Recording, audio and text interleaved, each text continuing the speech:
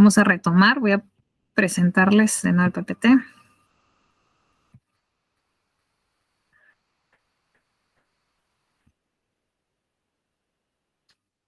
Muy bien. Entonces, nos habíamos quedado por acá. Te había indicado brevemente, voy a volver a repetir esta parte, ¿no?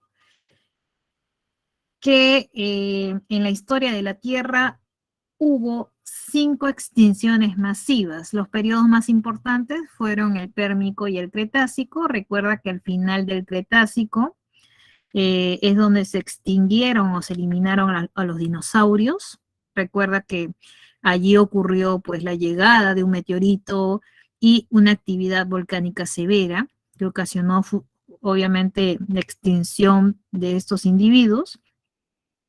Y el grupo sobreviviente, que fueron los mamíferos, experimentaron una explosiva radiación adaptativa, que como te dije, muchas veces seguido de una extinción en masa, sigue un periodo de radiación adaptativa que viene a ser una evolución rápida de muchas especies nuevas, ¿no? Es así que a continuación, teniendo claro estos conceptos, vamos a hablar de cómo se originó y evolucionó nuestra especie, la especie humana, ¿no? Recuerda que desde que Darwin publica su libro en el año 1871, El origen del hombre, fue un libro en el que abordó la evolución humana y planteó la hipótesis de que el hombre y los simios compartíamos un ancestro en común, basándose en estudios de morfología y patrones de conducta comparadas. Claro, gracias a esta hipótesis es que Darwin luego fue ridiculizado con imágenes, ¿no? Donde se le representaba como mono, ¿verdad? Entonces, a más de 130 años de esta publicación, las evidencias fósiles sobre el origen del ser humano consisten mayormente en unos pocos dientes o fragmentos de huesos, siendo raro realmente el fósil completo de cráneo y de huesos. Sin embargo, las investigaciones realizadas en las últimas décadas han permitido a los científicos que estudian la evolución humana, o sea, los paleoantropólogos, inferir no solo en la estructura, sino también en los hábitos de los seres humanos primitivos. Es así que los mamíferos evolucionaron de un tronco de reptiles primitivos semejantes a los mamíferos durante el periodo Triásico. Luego, estos mamíferos primitivos tenían el tamaño de un ratón y se ramificaron en 3 linajes, que lo tenemos por acá, a ver, chicos. Por acá vamos a ver un primer linaje. Acá tenemos el ancestro común de los mamíferos, que se diversificó en 3 linajes. Un linaje de los monotremas, que dio lugar al actual ornitorrinco. Otro linaje de los marsupiales, que dio lugar a los actuales canguros. Y por acá tenemos un tercer linaje que da lugar a los placentarios, dando lugar a los mamíferos actuales. Entonces son 3 linajes que se ramificaron a partir de los mamíferos primitivos. El linaje de los monotremas, el linaje de los marsupiales y el linaje de los placentarios. Muy bien. Entonces, como te dije, a partir de los placentarios da lugar a estos mamíferos actuales. Como te decía, después de del periodo Cretácico, los mamíferos experimentaron una radiación adaptativa durante la era cenozoica. Es así que esta radiación originó a carnívoros, originó ungulados, roedores, ballenas, delfines, murciélagos, insectívoros y sobre todo a los primates. Es por ello que a continuación es importante hablar de los primates, ¿no? Es uno de los mayores órdenes de los mamíferos que se desarrollaron en este periodo. Es así que nosotros, los seres humanos, somos mamíferos de linaje placentario, somos del linaje placentario y de la orden de los primates. La evolución de los primates comienza, ¿no? Todo comienza a partir de las primitivas musarañas que se adaptaron a la vida arborícola. ¿no? Todo comienza con estas musarañas que se adaptan a la vida arborícola y luego comienza a aparecer una serie de adaptaciones, ¿no? Que incluye grandes cerebros, que incluye el uso de herramientas, una estructura social, una visión estereoscópica, brazos y manos altamente desarrollados, los dientes se tornan versátiles y una postura erecta que los colocan entre los mamíferos más avanzados. Los primates tienen modificaciones en el antebrazo, sus dos huesos largos son el radio y el cúbito y pueden moverse en tal forma que el radio rota por encima del cúbito, permitiendo a la mano describir un semicírculo sin necesidad de mover el codo ni el brazo. Muchos de los primates pueden también rotar libremente el brazo en la articulación del hombro, ¿no? Son adaptaciones ventajosas para la vida en los árboles. También los primates tienen 5 dígitos en sus extremidades y además estos primates están capacitados para coger los objetos con sus dedos, lo que se conoce como el movimiento prensing. También hay otra modificación que es el pulgar oponible, permitiendo que las puntas de los dedos toquen el pulgar, todos los dedos, todas las puntas de los dedos puedan tocar el pulgar. Y obviamente la postura erguida permitió a los primates tanto la observación de sus alrededores como también la utilización de las manos para otros propósitos, ¿no? Son una serie de adaptaciones que adquirieron los primates. Muy bien, chicos. Perfecto. Hacemos captura para pasar a la siguiente diapositiva.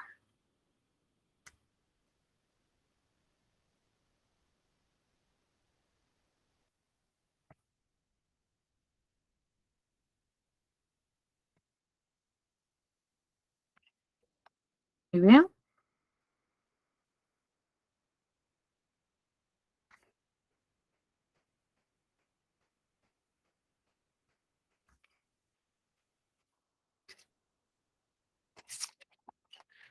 Luego de más de 10 años de excavaciones en el desierto de Yurap de la actual República de Chad, que se encuentra en África Central, una misión franco-chadiana descubrió en el año 2001 un cráneo prácticamente completo de lo que puede considerarse el registro más antiguo de la familia humana.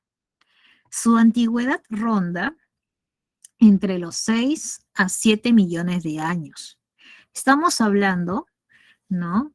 De este fósil que es atribuible a un homínido y que lleva por apodo Tumei, ¿no? Que nombre que se le da a los niños nacidos en la estación seca y que en Gorán, que es el idioma de la zona, significa esperanza de vida. Se piensa que se origina en el crucial intervalo en el cual el linaje que lleva a los actuales humanos diverge del que lleva a los chimpancés. Este, Tumei, pertenece a un nuevo género y especie del homínido. El nombre científico es Sahelanthropus chadensis. Luego, hace 6 millones de años, aparece Orrorin-tugenensis. Le sigue, hace 4.4 millones de años, Ardipithecus ramidus, o también conocido como Ardi. Y hace 3.7 millones de años, tenemos la aparición de Australopithecus afarensis, ¿no? Que es el más antiguo de los Australopithecus, ¿no? Recuerda que la familia homínide incluye a la especie humana actual y a sus ancestros, pues la paleantropología ha establecido en la evolución de los homínidos que desde la separación de los monos superiores y la especie humana se reconocen algunos géneros como es el género Australopithecus y el género Homo. Los primeros homínidos probablemente aparecieron en lo que hoy en día es África. Los fósiles más antiguos que los biólogos aceptan como verdaderos homínidos se han encontrado en Tanzania y Etiopía. Estos fósiles registran la existencia de varias especies del género Australopithecus, siendo Afarensis, que vivió, como te dije, hace 3.7 millones de años, el esqueleto más completo que se ha encontrado de afarensis corresponde al apodo de Lucy, que se le atribuye a una hembra de una edad de 20 años aproximadamente, cuyos dientes y mandíbulas eran más de forma antropoide que humana. Su cerebro era pequeño, pero sobre todo hay una característica que lo separaba de los primates primitivos. Es que Lucy ya era bípeda. Muy bien. Hacemos captura, chicos.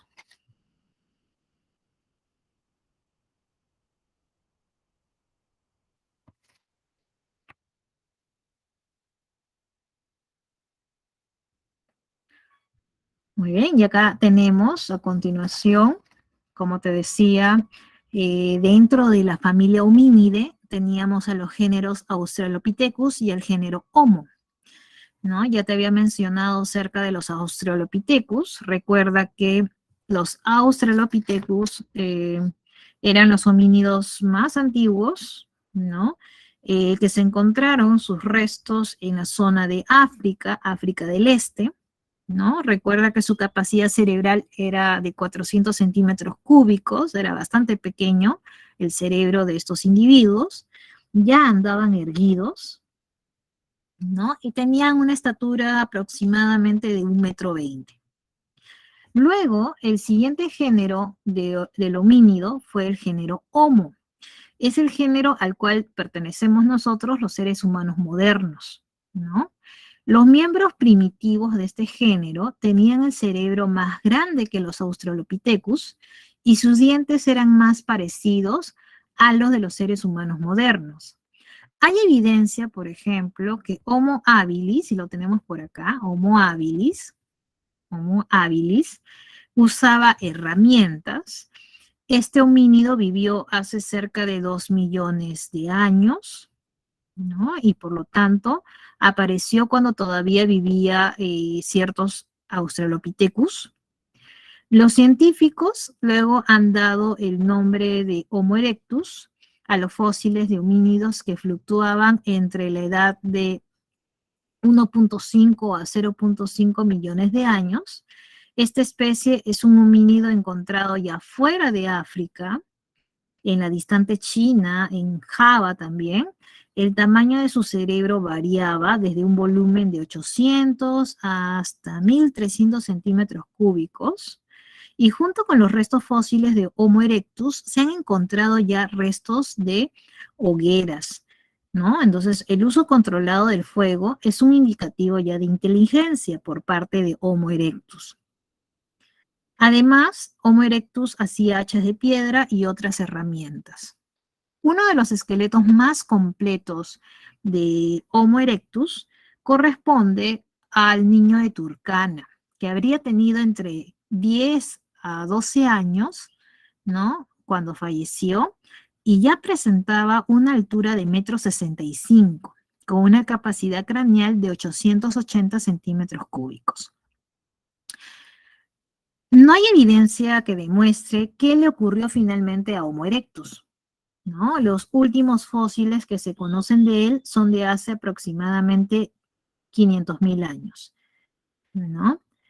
Luego aparecen los neandertales, ¿no? Aparece el Homo sapiens neanderthalensis, ¿no? Estos tienen muchas características en común con los seres humanos modernos. Ellos ya se extendieron desde Europa hacia Asia Central. Ellos ya se paraban erectos, usaban herramientas sencillas de piedra. En el clima en que vivían, casi seguro que usaban ropa, probablemente hecha de pieles de animales. Los neandertales eran también diferentes a los seres humanos de hoy. Tenían el cerebro un poco más grande que el nuestro. Tenían un cráneo grueso, con la frente bien baja. Estos seres humanos primitivos principalmente eran cazadores, vivían en cuevas, en familias, y hay evidencia de que enterraban a sus muertos. Muy bien. Los neandertales se extinguieron hace aproximadamente 28.000 años, poco después de la aparición de los seres humanos modernos, o sea, del Homo sapiens sapiens. Quiere decir que las dos subespecies coexistieron durante varios miles de años.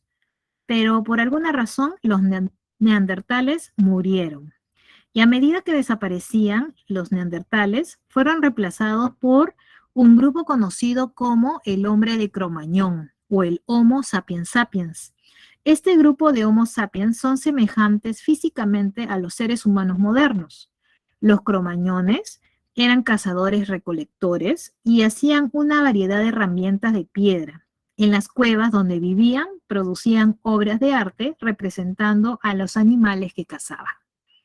Muy bien, chicos, esta es de forma resumida acerca de las diferentes especies que conforman a esta familia homínide, ¿no? Tanto lo del género Australopithecus como el género Homo. Muy bien, chicos, por favor, hacemos captura de pantalla para seguir con la siguiente diapositiva. Recuerda que esta parte lo vas a desarrollar a profundidad en otra materia. Muy bien.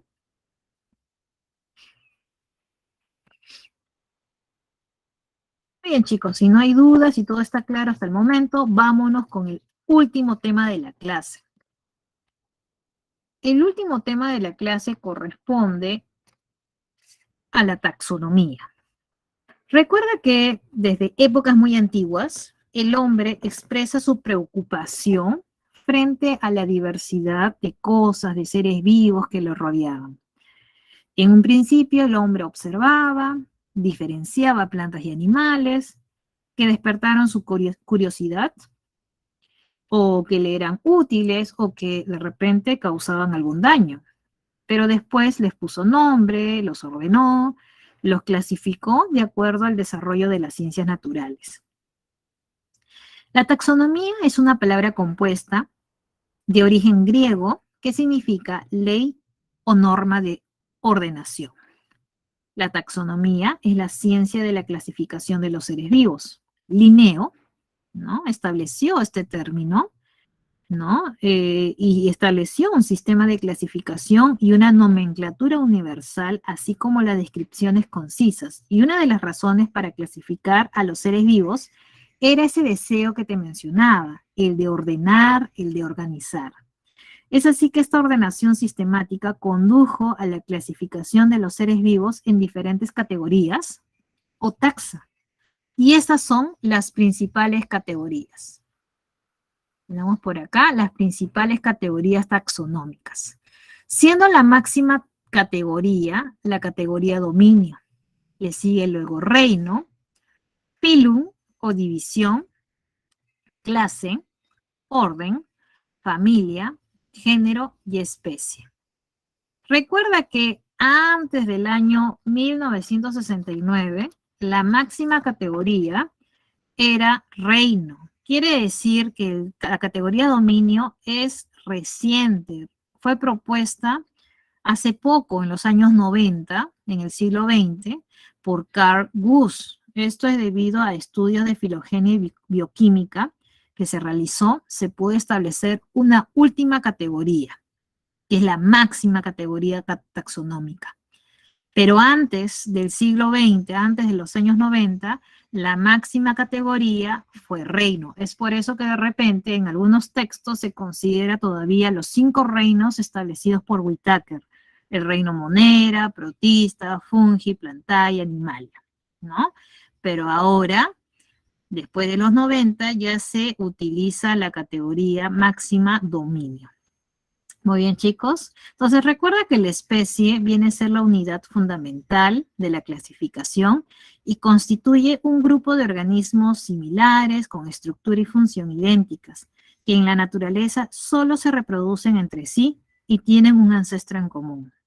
Las especies se agrupan en género, los géneros relacionados entre sí en familia, las familias en orden, las órdenes en clase, las clases se agrupan en divisiones o fila. Y además de estas categorías principales se reconocen otras adicionales, ¿no? Puede ser que debajo de especie hablemos de las subespecies o variedades o razas, ¿no? Recuerda que el carácter jerárquico del sistema taxonómico, en el que cada una de las categorías superiores incluye varias categorías del orden inmediato inferior, es consecuencia necesaria de un origen por evolución. Entonces, chicos, lo que te acabo de mencionar es que todas estas categorías debes acordártelo en orden. Puede ser pregunta de examen, ¿ok? Recuerda que la máxima categoría es dominio, le sigue el reino, luego por debajo del reino tenemos el filum, por debajo la clase, por debajo el orden, por debajo familia, género y especie. Y bueno, Linneo también hizo algo importante. Creó lo que se denomina o estableció el nombre científico. Fue establecido por Linneo, ¿no? Con la intención o con la finalidad de reconocer en cualquier parte del mundo una determinada especie. Esto es porque cada idioma tiene sus propios nombres para las especies de plantas y animales, por ejemplo, ¿no? No sé, la alberja, ¿no? Acá conocemos a la alberja, pero vete a otro país y se le dice chícharo, ¿no? Entonces, así como las plantas, también los animales pueden tener otros nombres. Entonces, para buscar un nombre universal que sea reconocido en cualquier parte del mundo, es que se utiliza el nombre científico. Este nombre científico se basa en una nomenclatura binaria para el género y la especie, utilizando palabras de origen latín, ¿no? Por ejemplo, si hablamos del ave nacional, que es el gallito de las rocas, el nombre científico es Rupícula peruviana. O si hablamos de la flor nacional, que es la flor de la cantuta, el nombre científico es Cantua buxifolia. O por ejemplo, si queremos hablar del nombre científico del ser humano, es el Homo sapiens, ¿no? Donde te das cuenta que Homo corresponde al género y sapiens a la especie, ¿no? Todo esto es el nombre científico. Muy bien, ahora, ¿hay una forma de escribir el nombre científico? Sí, se escribe en cursiva. Pero si en caso escribes a mano y no escribes en cursiva, lo puedes subrayar cada palabra. Ahora, recuerda que el nombre científico se escribe en minúscula, excepto la primera letra, que es en mayúscula. Muy bien, no hay puntos, no hay tildes, ¿no? Y es la forma correcta de escribir el nombre científico. Muy bien, perfecto, chicos. Muy bien, hacemos captura de pantalla para pasar a la última diapositiva. Listo, vamos a la última diapositiva. Espero que hasta aquí todo esté claro. Bueno, es penúltima, a ver. La penúltima diapositiva, si no me equivoco. Ajá. Por ejemplo, tenemos el caso del cardenal norteño. Es el nombre común, cardenal norteño. Este cardenal norteño, esta ave, pertenece al reino animal, el filum Chordata, clase aves, al orden Passeriformis, pertenece a la familia de los Fringillidae, al género Cardinalis, a la especie Cardinalis cardinalis. Ese es el nombre científico del cardenal norteño. Muy bien. Ese es un ejemplo de cómo es la categoría taxonómica para este organismo, ¿no? Y como te dije, en el año 1969, Whitaker propuso la disposición de los organismos en 5 reinos: el reino Monera, el reino Protista, el reino Fungi, el reino Plantae y el reino Animalia. ¿Listo? Pero actualmente, en base a los estudios de filogenia y bioquímica de los microorganismos, se considera una nueva categoría superior al reino. Esta categoría, ¿no?, es el dominio y fue establecido en el año 90 por Carl Woese, que propone la existencia de 3 dominios, que vamos a ver a continuación. Hacemos captura, chicos, para pasar a la última diapositiva.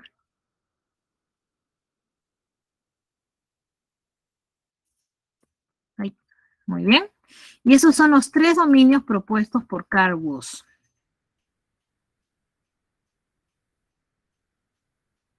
A ver.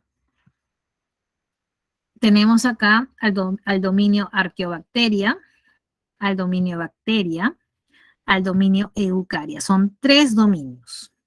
A ver, recuerda que el dominio es una categoría que está por encima al reino. Significa que hubo una reorganización. Quiere decir que si hablamos de los 5 reinos, Monera, Protista, Fungi, Animal y Plantae, en el dominio Eucaria quedaron el dominio protista, el dominio fungi, el dominio plantae y el dominio animal. Perdón, de nuevo. En el dominio eucaria, y lo voy a escribir por acá, un lapsus, chicos, quedaron el reino protista, el reino fungi, el reino plantae,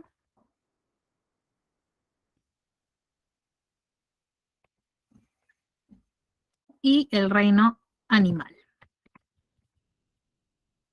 ¿Listo? En el dominio arquea están las arqueobacterias. Y en el dominio bacteria está el reino monera.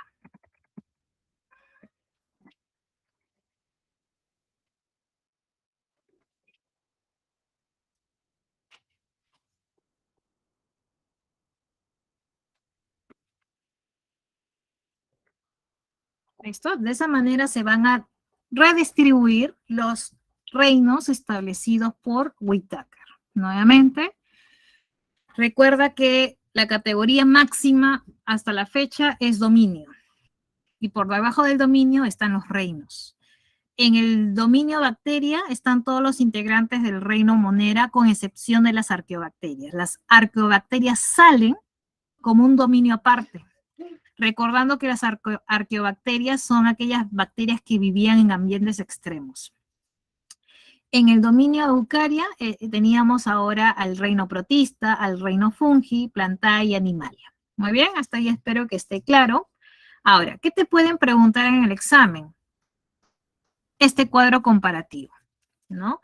¿Qué diferencias hay en cada uno de estos tres dominios?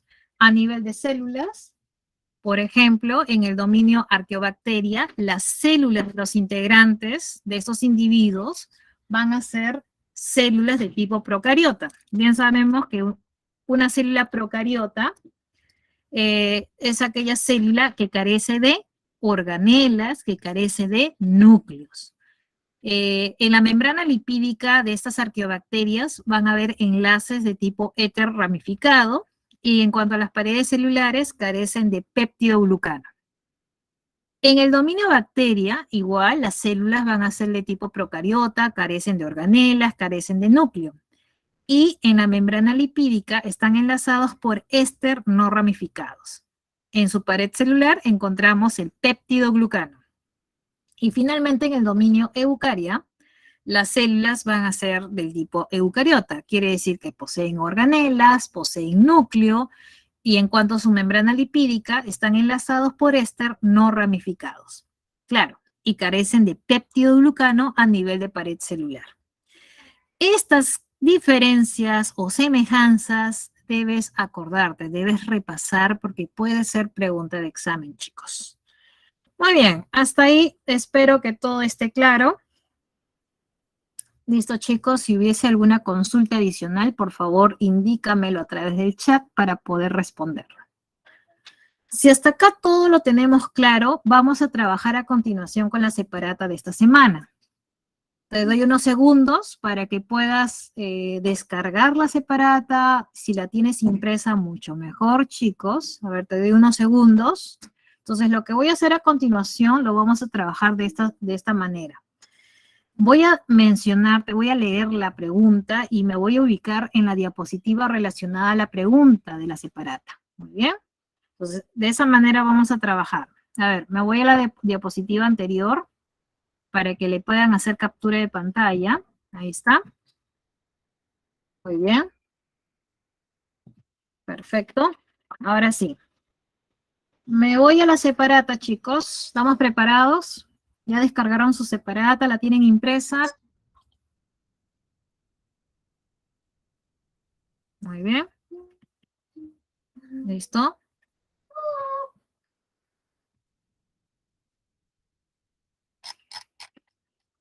Voy a leer la primera pregunta, chicos. Vamos a leer la primera pregunta.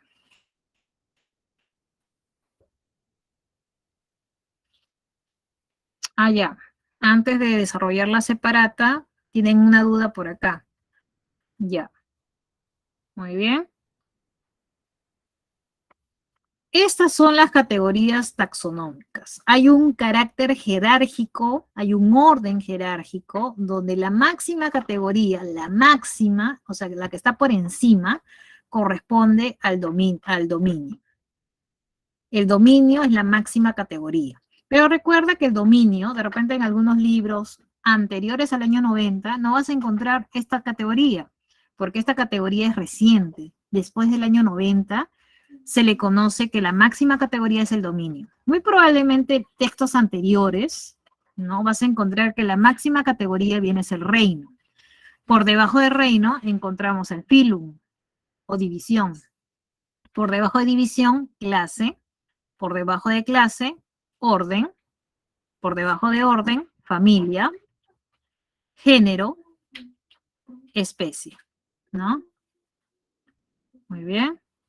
Ahora, por mencionar un ejemplo nada más, con los seres humanos, ¿no? Nosotros, los seres humanos, pertenecemos al dominio Eucaria, ¿verdad? Reino, animal. Filum, chordata. Clase, mamíferos. Orden, como te dije hace un rato, primates. Familia, homínides. Género, homo. Especie, sapiens. Y muchas veces hay una, por debajo de especie, podemos decir la subespecie, que es sapiens. Nosotros somos Homo sapiens, sapiens, ¿ya? Así como había el Homo sapiens neanderthalensis, nosotros somos el Homo sapiens, sapiens. Muy bien. Entonces, recuerda que esto que te indicaba por acá corresponde al orden de estas categorías taxonómicas. Muy bien, chicos. Ahora sí, espero que haya podido resolver a esta duda. Ahora sí, nos vamos a la separata. Entonces, voy a comenzar a leer el enunciado de cada pregunta y me voy a ubicar con la diapositiva relacionada. Me ubico a la diapositiva.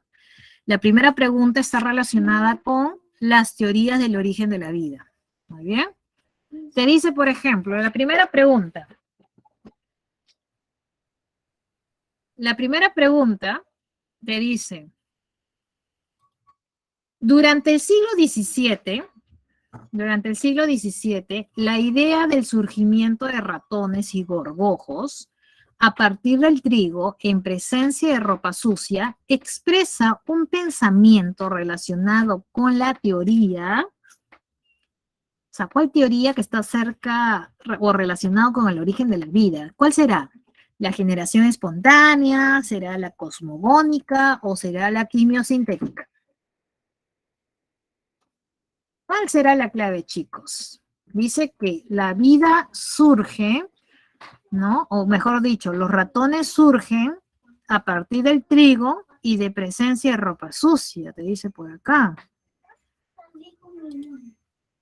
Claro, la alternativa C está relacionada con la teoría de la generación espontánea o de la abiogénesis, que fue propuesta por Aristóteles, ¿te acuerdas?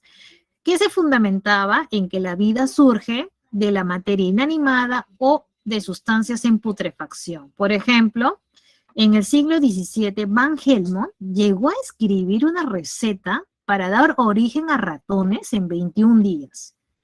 Ahí, anota tu receta, dice, que a partir de una camisa con sudor y granos de trigo, el principio activo era el sudor humano para poder crear a ratones en 21 días. Esa era la receta de Van Helmont. Claro, en la actualidad tú sabes que esto era imposible, que más bien los ratones llegaron allí atraídos por el olor y por el alimento, ¿no? Pero en esa época se creía que los ratones se originaban, ¿no? De esta camisa con sudor y trigo. La clave de la 1 está en la C de casa. Pregunta número 2. Tiene que ver con las teorías acerca de la evolución. Me ubico por acá. Acá está. Dice, la integración de los conceptos evolutivos, tomando en cuenta los postulados de la selección natural de Darwin, la genética mendeliana y la genética moderna, conforman a una sola teoría, ¿no? La fusión de estas ideas dio lugar a la teoría denominada ¿Cómo se llama esa teoría? ¿Te acuerdas?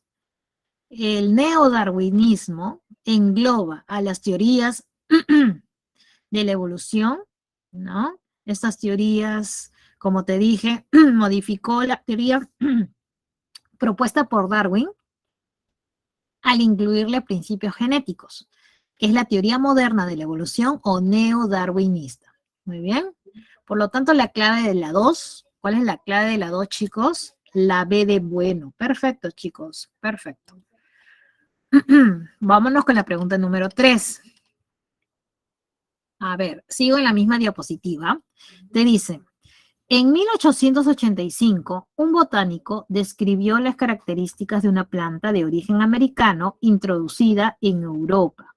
Esta planta es la Oenotera lamarckiana, encontrando un alto grado de variabilidad, lo cual lo llevó a proponer que las mutaciones se producen al azar, siendo unas favorables y otras desfavorables respecto a los rasgos de la estirpe progenitora, afirmando que la mutación era la materia prima de la evolución.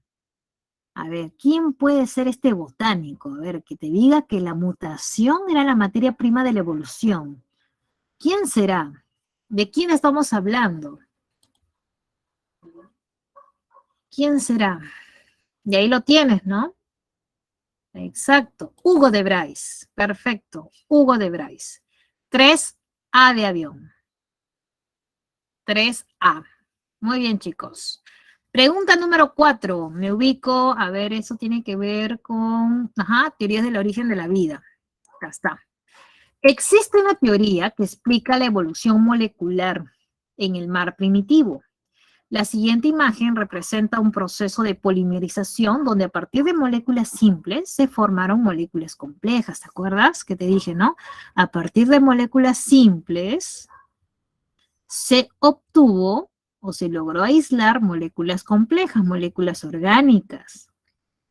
Entonces, esta secuencia corresponde a la teoría. A ver, ¿quién te explica esta evolución química? ¿No? Donde primero abundaba agua, moléculas simples, ¿no? De repente, luego estas moléculas fueron poco a poco organizándose y luego esos agregados de moléculas orgánicas complejas, ¿no? Dieron lugar a los primeros seres vivos que eran los coacervados, ¿te acuerdas? Entonces, esta secuencia corresponde a la teoría que fue propuesta por Oparin, ¿te acuerdas? La quimio sintética. Muy bien, chicos, la D de dado. 4, D de dado. Muy bien, chicos. Entonces recuerda que la teoría quimiosintética que fue propuesta por Oparin planteó que en la Tierra primitiva, carente de oxígeno y rica en gases como metano, amoníaco, se produjeron reacciones químicas que dieron origen por polimerización a moléculas orgánicas pequeñas. Estas se unieron formando macromoléculas y posteriormente originaron los primeros organismos. Todo esto bajo la consideración de un proceso lento que duró muchos millones de años. Pregunta número 5. A ver, me ubico con respecto a las teorías evolutivas. Me voy acá. Muy bien. Te dice, en relación con las teorías evolutivas referidas a los procesos de cambios en los seres vivos, determine el valor de verdad o falsedad de los siguientes enunciados y marque la alternativa con la secuencia correspondiente. A ver, comenzamos. Lamarck. Lamarck, en su teoría de evolución, plantea una evolución lineal. ¿Será verdadero o falso? Profesora, ¿qué es evolución lineal? A ver, una evolución lineal o gradual ascendente, es decir, que los organismos evolucionan necesariamente a través del tiempo, yendo de la forma más simple a la forma más compleja. ¿Sí? Por lo tanto, eso es verdad.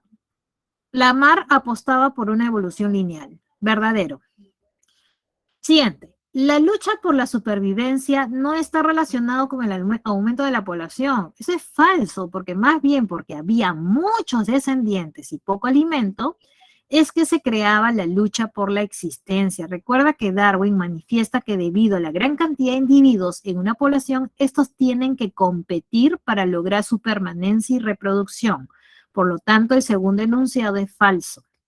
Finalmente, la reducción progresiva de los ojos en los topos ejemplifica a la teoría lamarckiana.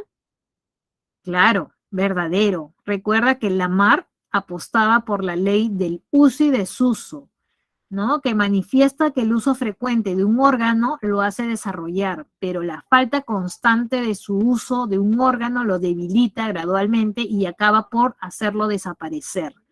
Por lo tanto, chicos, la clave estaría verdadero, falso, verdadero. Y eso está en la alternativa B de bueno. Está en la B de bueno. 5, B de bueno. Muy bien, chicos. Gracias, gracias. A ver, me quedan algunos minutos. Igual vamos a aprovechar. Siguiente pregunta. A ver, si tienes tu separata a la mano, estamos viendo una imagen, ¿no? Esta foto, esta imagen, se aprecia una conchuela de un molusco, ¿no? Entonces te dice, en una excavación para buscar minerales preciosos se encontraron varios restos similares a lo que se aprecia en imagen. En la imagen estamos viendo una conchuela de un molusco fosilizado. Por lo tanto, este hallazgo científicamente puede ser usado como evidencia. ¿De quiénes? Esto puede ser evidencia para quién, para la paleontología, para la, no sé, para la citogenética comparada, para la embriología comparada, para la bioquímica comparada. ¿Para quién puede ser evidencia? Esta conchuela de molusco fosilizada, esta estructura sirve para poder relacionar evolutivamente a diversas especies. Por lo tanto, es una evidencia del proceso evolutivo y se emplea como evidencia de resto fósil en el grupo de moluscos. Por lo tanto, la clave de las 6 lo encontramos en la B de bueno. Ajá, 6B de bueno. Restos fósiles. 6B de bueno. Pregunta número 7. A ver, en el proceso evolutivo de las ballenas actuales, se ha logrado hallar un grupo de fósiles como los posibles ancestros de estas ballenas, que eran cuadrúpedos, muy similares a los actuales hipopótamos. Se plantea que a lo largo del proceso evolutivo, las patas posteriores se han transformado en pequeñas estructuras óseas. Ajá. ¿Qué tipo de evidencia serían estas estructuras presentes en las ballenas actuales? O sea, para la ballena actual, estas patas posteriores se han transformado en pequeñas estructuras. ¿Qué evidencia será? ¿Será una evidencia fósil? No, ¿verdad? No es una evidencia fósil. Biogeográfica tampoco, no tiene nada que ver. ¿Qué será? Un tipo de órgano vestigial, ¿cierto? Ya que este habría quedado reducido de forma progresiva, ¿no? Ha sido reducido estas patas posteriores del ancestro, ¿no? Que poseía 4 patas. Entonces, es una evidencia de órgano vestigial. La 7 está en la B de bueno. 7B de bueno. Muy bien, chicos. A ver, me quedo con esta diapositiva, voy a avanzar, acá está. En la pregunta número 8 te dice, ¿no? Las enzimas digestivas poseen ligeras variaciones de aminoácidos. Recuerda que una enzima es una proteína y por lo tanto, como proteína está constituido por aminoácidos. Entonces, si se estudia, por ejemplo, estas enzimas digestivas entre especies cercanas a los primates, te dice acá, una misma enzima en los humanos presenta 120 aminoácidos. En el mono araña presenta 105. En el gorila hay 118, ¿no? Estás viendo que hay cierta similitud de repente en cuanto al número. De acuerdo a lo descrito, hay mayor parentesco entre las enzimas del humano y chimpancés, porque, ¿no? En el humano encontramos 120, ¿no? En el otro encontramos un número similar. ¿Qué tipo de evidencia se ha empleado? Si hay una comparación ¿no? Una comparación de enzimas, que son moléculas bioquímicas. Entonces, la comparación de secuencias de aminoácidos, sea en el número o como el orden de aminoácidos, corresponde a una bioquímica comparada, ¿cierto? Por lo tanto, la clave de la 8 está en la C de casa, bioquímica comparada. 8C de casa. 8C de casa, bioquímica comparada. ¿Ya? Porque se está comparando secuencias de aminoácidos, sea en el número de aminoácidos o sea en el orden de los aminoácidos. ¿Ya? A ver, antes de irme a la siguiente pregunta, ahí tengo una duda de un compañero con respecto a órgano vestigial. Recuerda que los órganos vestigiales son órganos que han ido, bueno, en el caso de lo que propuso alguna vez Lamarck, cuando un órgano no se utiliza, ¿no? Cuando un órgano se deja de utilizar o de desarrollar, este órgano se reduce, se transforma en una pequeña estructura y queda como algo vestigial en el organismo actual. En este caso, como te decía, comparado al ancestro que parecía un hipopótamo de 4 patas, ahora comparado con la ballena actual ya no tiene 4, sino tiene 2. Y otras 2 son pequeñas estructuras óseas, son patas, ¿no? Que se han transformado en pequeñas estructuras óseas. Entonces, esta presencia de estas estructuras óseas semejantes a unas patas posteriores en las ballenas actuales es una muestra de órgano vestigial, ya que este quedaría a causa de la reducción progresiva de las patas posteriores del ancestro que poseía 4 patas, tipo hipopótamo, ¿verdad? Entonces, es un órgano vestigial. ¿Ya? Eso era con respecto a una aclaración de la pregunta número 7, cuya clave fue la B de bueno. En la 8, la clave, como te digo, es la C de casa. 8C de casa. Muy bien. Perfecto. La pregunta número 9. La pregunta número 9, ¿no? Corresponde a este tema.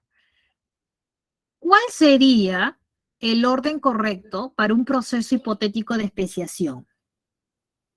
Para que ocurra especiación, chicos, ¿te acuerdas cuál era el orden? Primero ocurría un aislamiento geográfico, luego un aislamiento reproductivo, como dice la diapositiva, y finalmente un aislamiento genético, ¿cierto? Por lo tanto, a ver, vamos a ordenar. A ver. Te dice primero, el primer enunciado te dice, los ratones de la nueva isla, para darnos una idea de qué trata esto, vamos a leer. Los ratones de la nueva isla muestran en las nuevas generaciones una tonalidad más oscura a diferencia de los ratones continentales. Segundo enunciado, la zona de California se separa del continente debido a la activación de una falla y forma una isla. Y en el tercero dice, se crea un puente para conectar esta isla y se observa que los ratones de la isla, al intentar cruzarse con los continentales, ya no tiene éxito. Entonces, aquí, claro, ha habido un caso de especiación, pero ¿cuál es el orden? A ver, primero ocurrió un aislamiento geográfico. En este caso, tuvo que haberse creado la isla. Entonces, ¿cuál corresponde al aislamiento geográfico? Cuando te decía, todo inicia cuando una población muy semejante tiene algún tipo de barrera que separa a esta única población en 2 o varios grupos. Entonces, en este caso es que la zona de California se separó del continente debido a la activación de una falla y se forma la isla. Entonces, ese es el aislamiento geográfico. Y eso está en el segundo enunciado. Luego, después del aislamiento geográfico, hay el aislamiento reproductivo. Luego, cada subgrupo se reproduce de manera aislada, y este es el aislamiento reproductivo que está en el enunciado 1, que te dice que los ratones de la nueva isla muestran en las nuevas generaciones una tonalidad más oscura. ¿no? Diferente a los que se quedaron en el continente. Y luego, ¿qué pasaría si se crea un puente entre los ratones de la isla y los ratones continentales? Si se vuelven a encontrar, si se vuelven a tener contacto y quieren reproducirse, ya no va a poderse. ¿Por qué? Porque ocurre un aislamiento genético. En este aislamiento, cada subgrupo posee secuencias genéticas distintas, o sea, como te dije, los alelos se vuelven incompatibles, ¿ya? Entonces, el orden correcto está en la D de dado. 2, el enunciado 2 corresponde al aislamiento geográfico, el 1 corresponde al aislamiento reproductivo y el 3 corresponde al aislamiento genético. El orden correcto está en la D de dado, 9 D de dado.